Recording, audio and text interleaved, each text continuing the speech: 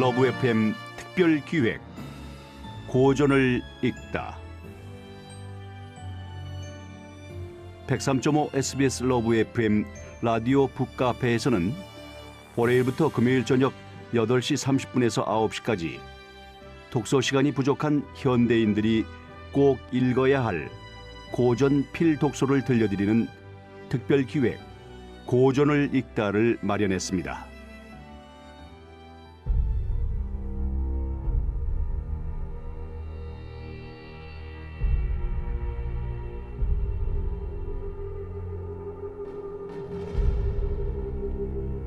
자고 일어나니 갑충류로 변신한 그레고리.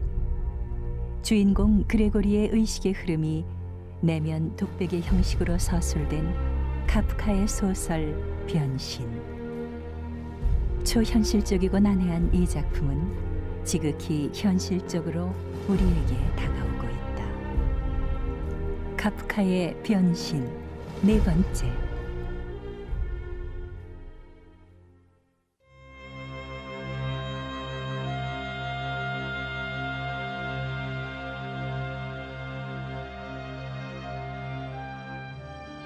부상이 너무 심해 그레고르는 한 달도 넘게 고생해야 했다. 그 부상으로 인해 그레고르는 행여 움직이는 능력을 영원히 상실할지도 몰랐다. 그리고 지금으로서는 자기 방을 가로질러 가는데도 늙은 상위 군인처럼 오랜 시간이 걸렸고 높은 곳으로 기어 올라가는 일은 생각도 할 수 없었다.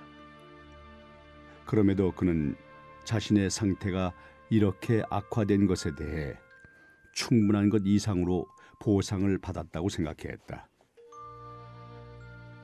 그런 일이 있은 후로는 늘 저녁 무렵이면 그가 이미 한두 시간 전부터 뚫어져라 바라보곤 하던 거실 문이 열렸던 것이다. 그래서 그는 거실에서는 그의 모습이 보이지 않게 어두운 자기 방에 누워 환하게 불이 켜진 식탁에 둘러앉은 온 가족의 모습을 지켜볼 수 있었고, 그들이 오순도순 나누는 이야기를 어느 정도는 모두의 허락을 받고, 그러니까는 전과는 아주 딴판으로 들을 수 있게 되었다. 물론 그 대화가 이젠 예전과 같은 활기찬 담소는 아니었다. 그레고르는 조그만 호텔방에 들어가 지친 몸을 침대 시트에 던져야 할 때면 항상 아련한 그리움을 느끼며 그런 대화를 떠올리곤 했다. 지금은 다들 대체로 아주 조용하게 지낼 뿐이었다. 아버지는 저녁 식사를 하고 나면 이내 안락 의자에 앉아 잠이 들었고, 어머니와 여동생은 서로에게 조용히 하라고 주의를 주었다. 어머니는 불빛 아래 허리를 잔뜩 구부리고 양장점에 넘길 고급 속옷을 바느질했고, 점원으로 취직한 여동생은 나중에 언젠가 더 나은 일자리를 얻기 위한 것인지 저녁에 속기와 불어를 배웠다. 이따금씩 아버지는 잠에서 깨어나 자신이 잠을 잔 사실을 전혀 모르는 듯 어머니에게 이렇게 말하기도 했다. 오늘도 그 뭘 그렇게 늦게까지 바느질하는 거예요? 그러고 나서 이내 다시 잠이 들면 어머니와 여동생은 지친 기색으로 서로에게 미소를 지어 보였다. 일종의 고집을 부리는 건지 아버지는 집에서도 수의 제복을 벗으려 들지 않았다. 그리하여 옷걸이에 잠옷이 아무 쓸데없이 걸려있는 동안 아버지는 옷을 완전히 차려입고 제자리에서 꾸벅꾸벅 졸고 있었다. 그는 언제라도 근무할 태세를 갖추고 집에서도 마치 상관의 분부를 기다리고 있는 사람 같았다. 그러다 보니 애당초부터 새 것이 아니던 제복은 어머니와 여동생이 세심하게 관리하고 있음에도 점점 더러움을 타게 되었다.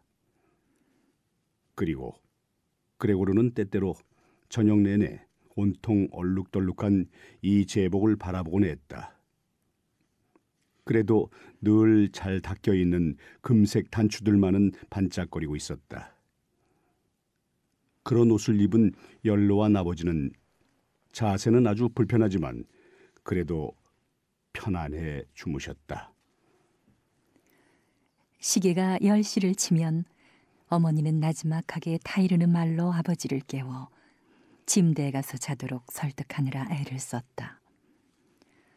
여기서는 제대로 잠을 잘 수 없으며 6시면 근무를 시작해야 하는 아버지에게는 그것이 꼭 필요했기 때문이었다. 그러나 은행 수의가 된 후부터 별스런 아집에 사로잡힌 아버지는 어김없이 잠이 들면서도 매번 그 자리에 더 있겠다고 고집을 부렸다. 아닌 게 아니라 그렇게 때를 쓰게 되면 안락의자에서 침대로 자리를 옮기도록 하기가 여간 어려운 일이 아니었다.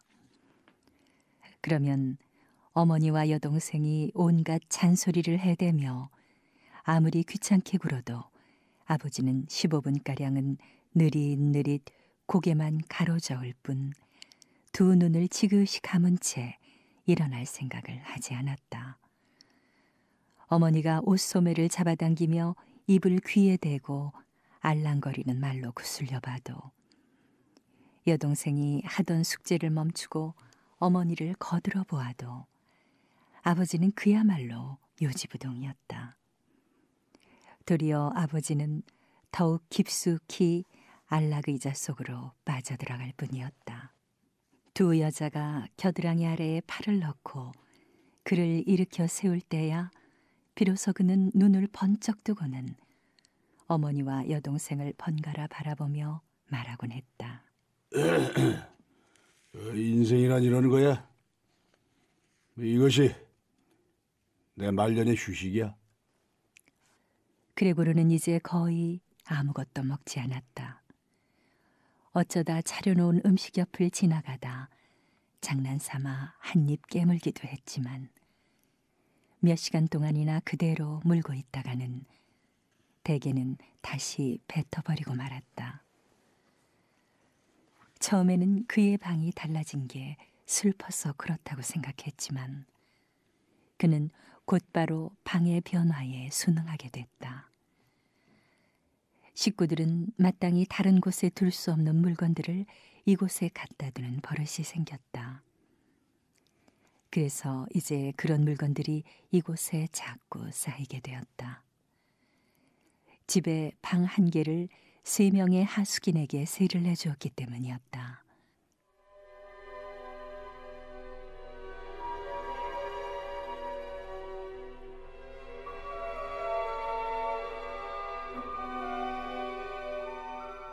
세 명의 하숙인이 가끔 거실에서 같이 저녁을 먹는 경우도 있었기 때문에 거실로 통하는 문이 저녁에 닫혀 있는 일이 덜어 있었다. 하지만 그레고르는 문이 열리기를 전혀 기대하지도 않았다. 문이 간혹 열려 있을 때에도 그는 문가로 나오지 않고 식구들 모르게 방에서 가장 어두운 구석에 틀어박혀 있곤 했던 것이었다. 하지만 하루는 파출부 할멈이 거실로 통하는 문을 약간 열어둔 적이 있어서 저녁에 하숙인이 들어와 불을 켰을 때에도 문이 그대로 열려 있었다. 곧이어 손에 스테이크 접시를 든 어머니가 문에 나타났고 뒤이어 여동생이 감자가 수북이 담긴 접시를 들고 모습을 드러냈다. 음식에서 김이 모락모락 피어오르고 있었다. 하숙인들은 음식을 먹기 전에 심사라도 하려는 듯 그들 앞에 놓인 접시들 위로 몸을 구부렸다. 그리고 양옆에 두 사람이 우두머리로 모시는 것으로 보이는 한 사람은 실제로 아직 개인 접시에 덜지도 않은 상태에서 고기를 한 조각 썰어 보았다. 고기가 충분히 야들야들하게 익었는지 아니면 도로 부엌으로 돌려보내야 할지 확인하려는 것이 분명해 보였다. 그가 만족해하자 마음을 졸이며 지켜보고 있던 어머니와 여동생은 안도의 한숨을 쉬며 미소를 띠기 시작했다. 정작 식구들은 부엌에서 먹었다. 그렇지만 아버지는 부엌에 들어가기 전에 이 거실에 들어와서는 모자를 손에 들고 인사를 꾸벅 한 번 하고는 식탁 주위를 한 바퀴 돌았다. 하숙인들은 일제히 일어나서 수염 속으로 무언가를 중얼거렸다. 그러다가 자기들끼리만 남게 되자 이들은 거의 한마디도 하지 않고 완전한 침묵을 지키며 식사를 했다. 식사를 할 때 나는 온갖 다양한 소리 중에서 음식을 씹는 이빨 소리가 거듭 두드러지게 들리는 것이 그레고르에게 이상하게 생각되었다. 마치 그럼으로써 음식을 먹으려면 이빨이 필요하고 아무리 턱이 멋지게 생겨도 이빨이 없으면 아무 소용이 없다는 것을 그레고르에게 보여주려는 것 같았다. 나도 뭘 먹고 싶은데. 그레고르는 걱정스러운 듯 혼잣말로 중얼거렸다. 그러나 저런 것들은 아니야. 저 하숙인들이 먹는 저런 걸 먹고 살아야 한다면 난 죽고 말 거야. 바로 그날 저녁 부엌 쪽에서 바이올린 소리가 들려왔다. 그레고르는 그동안은 내내 바이올린 소리를 들은 기억이 나지 않았다. 하숙인들이 벌써 저녁 식사를 마친 뒤였다. 가운데에 앉은 사내가 신문을 꺼내 다른 두 사람에게 한 장씩 나누어 주자 모두 의자에 기대고 몸을 뒤로 젖힌 채 신문을 읽으며 담배를 피웠다. 바이올린 연주가 시작되자 이들은 주의를 기울이더니 자리에서 일어나서는 발끝으로 살금살금 응접실 문 쪽으로 걸어가 문가에 바짝 붙은 채 서 있었다. 아버지가 이렇게 소리치는 걸로 보아 그들이 걷는 소리가 부엌에서도 들린 모양이었다. 연주 소리가 혹시 귀에 거슬리는 건가요? 그럼 즉시 그만두도록 하겠습니다. 아니, 천만에요. 가운데 사내가 말했다. 따님이 이쪽으로 건너와 거실에서 연주할 수 없나요? 여기가 아마 훨씬 더 편하고 아늑할 텐데요. 그렇게 하지요. 아버지는 마치 자신이 바이올린 연주자인 것처럼 소리쳤다. 하숙인들은 거실로 되돌아가 기다리고 있었다. 이내 아버지는 악보대를, 어머니는 악보를, 여동생은 바이올린을 들고 나타났다. 여동생은 차분히 연주를 위한 만반의 준비를 갖추었다. 부모님은 전에 방을 세뇌준 적이 없어서 하숙인들에 대한 예의가 너무 지나친 나머지 자신들의 안락 의자에 감히 앉지도 못했다. 아버지는 단추를 모두 채운 제복에 두 단추 사이에 오른손을 찔러 넣은 채 문가에 기대어 있었고 어머니는 한 하숙인이 권해준 의자에 앉기는 했지만 그가 우연히 의자를 밀어준 그 자리에 한쪽 구석에 떨어져서 앉아 있었다.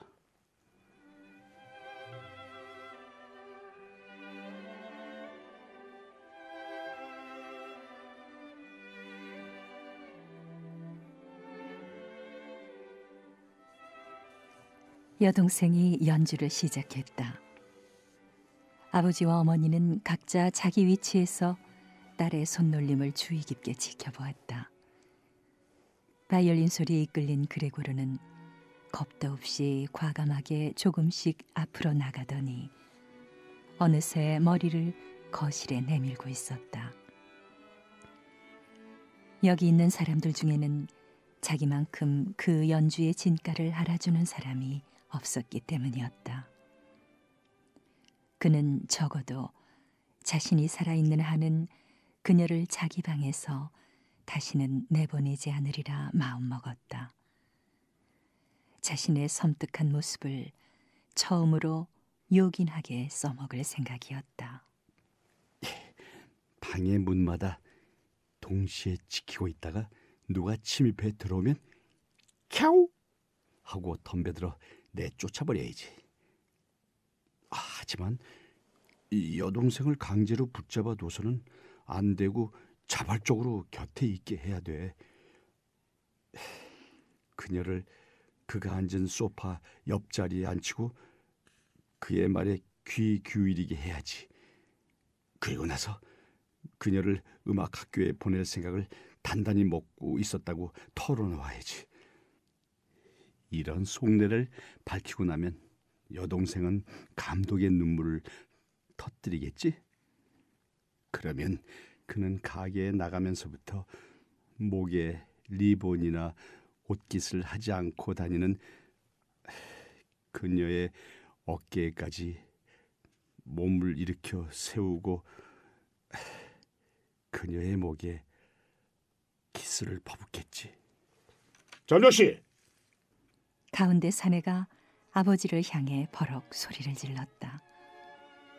그러고는 더 이상 아무 말도 하지 않고 천천히 앞으로 기어 나오고 있는 그레고르를 손가락으로 가리켰다. 그 순간 바이올린 소리도 딱 멎었다. 가운데 사내는 일단 고개를 설레설레 저으며 친구들에게 미소를 지어 보이더니 다시 그레고르 쪽을 쳐다보았다. 아버지는 그를 내쫓는 일보다 하숙인들을 진정시키는 일이 더 시급하다고 생각하는 모양이었다. 하지만 이들은 흥분하기는커녕 바이올린 연주보다 그레고르 쪽에 더 흥미를 보이는 것 같았다. 아버지는 그들 쪽으로 급히 달려가 두 팔을 벌리고 그들을 자기들 방으로 몰아넣으려고 했다. 이와 동시에 몸으로 막으며 그들이 그레고르를 보지 못하게 했다. 그러자 이제 그들은 정말 화가 좀 나게 되었다. 그것이 아버지의 태도 때문인지 또는 그레고르 같은 존재를 옆방에 두고 있었다는 사실을 지금껏 모르고 있다가 이제야 알게 된 때문인지는 알 수 없었다. 그들은 아버지에게 이에 대해 해명할 것을 요구했으며 자기들 쪽에서도 양팔을 치켜들고 불안한 듯 수염을 잡아당기며 느릿느릿 자기들 방으로 물러났다. 그러는 동안 여동생은 돌연 연주가 중단된 후 넋이 나간 듯 멍하니 있다가 겨우 정신을 차렸다. 그녀는 잠시 동안 축 내려뜨린 두 손에 바이올린과 활을 들고 연주를 더할 듯 계속 악보를 들여다보고 있다가 느닷없이 벌떡 일어났다. 그러곤 호흡이 곤란하여 가쁘게 숨을 몰아쉬며 아직 안락의자에 앉아있는 어머니의 무릎에 악기를 내려놓고는 하숙인들이 묵는 옆방으로 달려갔다. 그들은 아버지가 재촉하는 바람에 평소보다 이르게 자기들 방으로 다가가고 있었다. 여동생의 능숙한 손놀림으로 침대에 있던 이불과 베개가 공중으로 휙휙 날리더니 착착 정돈되는 모습이 보였다. 하숙인들이 아직 방에 도달하기도 전에 그녀는 잠자리 정돈을 마치고 방에서 미끄러지듯이 빠져나왔다. 아버지는 세입자에게 의당 베풀어야 할 존경심마저 깡그리 잊어버릴 정도로 다시 자신의 고집에 사로잡혀 있는 것 같았다. 그가 계속 다그치며 몰아붙이자 급기야 가운데 사내는 벌써 방문에서 발을 쾅쾅 굴러대며 아버지를 멈추어 세웠다. 이런 식으로 하면은 난 선언하겠어. 사내가 말했다. 그는 손을 치켜들고 눈으로는 어머니와 여동생도 찾아보았다. 이 집과 가족의 상황이 이렇게 역겨우니 말입니다. 이런 말을 하며 그는 순간적으로 결정한 듯 바닥에 침을 탁 뱉었다. 당장 이 집에서 나가겠소. 물론 지금까지 지낸 기간에 대한 방세를 한 푼도 지불하지 않을 거요. 오히려 당신들에 대해 손해배상 청구를 해야 할지 신중히 생각해 볼 작정이요. 청구 사유는 쉽게 찾을 수 있을 거요. 그냥 해보는 말이 아닙니다. 그는 입을 다물고 무언가를 기다리는 듯 똑바로 앞을 바라보았다. 정말 그의 친구들도 당장 이렇게 말하며 끼어들었다. 우리도 당장 나가겠소. 그러자 그 사내는 문의 손잡이를 잡고는 쾅 소리가 나게 문을 닫고 방으로 들어갔다. 아버지는 두 손으로 허공을 더듬거리며 자신의 안락의자로 비틀비틀 걸어가더니 그곳에 푹 쓰러져 버렸다. 그는 보통 때처럼 몸을 쭉 펴고 저녁잠을 자는 듯이 보였지만 머리를 계속 심하게 끄덕이는 모습으로 봐서 결코 잠을 자는 것이 아님을 알 수 있었다. 그레고르는 그때까지 계속 하숙인들에게 자신의 모습을 들켰던 그 자리에 가만히 누워 있었다. 자신의 계획이 실패한 데 대한 실망감에다 너무 많이 굶주린 탓에 몸이 탈진했는지 꼼짝도 할 수 없었다. 그는 다들 곧 자신 때문에 폭발해 무너져 내릴 것 같다는 두려움을 확실히 느끼며 다음 순간을 조마조마하게 기다리고 있었다. 어머니의 무릎에 놓여 있던 바이올린이 그녀의 손가락이 덜덜 떨리는 바람에 무릎에서 스르르 흘러내리며 꽈당 하고 요란한 소리를 냈지만 그는 그 소리에도 눈조차 꿈쩍하지 않았다. 아버지, 어머니. 여동생은 이렇게 말하고 손으로 식탁을 내리치며 서곡을 열었다. 이런 식으로는 더 이상 안 되겠어요. 두 분은 어떻게 생각하시는지 모르겠지만 전 깨달았어요. 저런 괴물을 오빠의 이름으로 부를 순 없어요. 그래서 제가 하고 싶은 말은 우리가 저것에서 벗어나야 한다는 것뿐이에요. 우리는 그동안 저것을 돌보고 참아내기 위해 인간으로서 할 수 있는 일을 다 해봤어요. 우리를 조금이라도 비난할 수 있는 사람은 아무도 없을 거예요. 걔 말이 몇 번이고 오라. 아버지는 혼잣말을 했다. 여전히 숨을 제대로 쉬지 못하던 어머니는 눈빛이 조금 이상해지더니 손으로 입을 막고 소리 죽여 기침하기 시작했다. 여동생이 얼른 어머니에게 달려가 그녀의 이마를 짚어보았다. 아버지는 여동생의 말을 듣고 생각이 보다 단호해진 것 같았다. 그는 자세를 고쳐 반드시 앉더니 하숙인들이 저녁 식사를 하고 아직 그릇이 치워지지 않은 식탁 앞에서 자신의 수위 모자를 만지작거렸다. 그러고는 꼼짝도 하지 않는 그레고르 쪽을 이따금씩 흘낏 쳐다보았다. 우린 이제 저것에서 벗어나야 해요. 여동생은 이제 아버지에게만 말했다. 어머니는 기침을 하느라 아무 소리도 듣지 못했기 때문이었다. 저것 때문에 두 분이 돌아가시고야 말 거예요. 그럴 게 뻔해요. 우리 모두가 이처럼 힘들게 일해야 하는 처지에 집에서마저 이처럼 끝없이 괴롭힘을 당한다는 건 도저히 참을 수 없어요. 저도 더는 참을 수 없단 말이에요.